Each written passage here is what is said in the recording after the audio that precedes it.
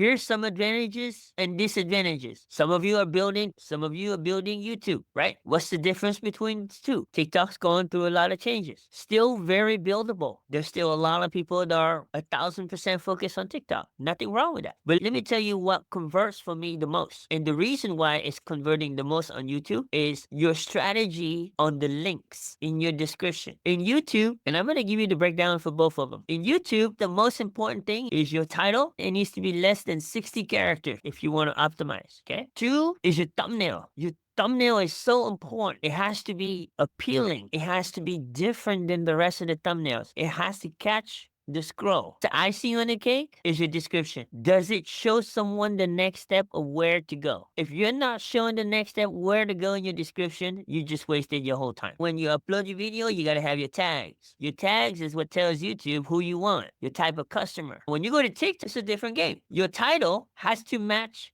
your hook. And if you're doing thumbnails for TikTok, your hook has to be the same as what's on your thumbnail. So your title, your hook, and your thumbnail all has to match. Then your keywords have to be mentioned throughout your video. Are you using keywords in your video? And then your hashtags. So if your hashtags don't match your keywords and don't match your title, thumbnails, and what you say, TikTok don't know who to send your video to. The biggest challenge now is you can't reply back with a link with TikTok, or they take your content off, or they suspend your account. They're making it to where you need to really pay attention to their guidelines. You know, I don't know, you guys pay attention to the last 3 or 4 videos Michelle did. What does she talk about? How important it is to learn the guidelines. How many of y'all understand what I'm talking about, right? Is that not what Michelle's been putting out lately? Is pay attention to the guidelines. And she claims that's the reason why her account never got shut down, right? So at the end of the day, I don't have the same strictness on YouTube as long as everything is original. Does that make sense? The only thing with YouTube, which is the same with TikTok,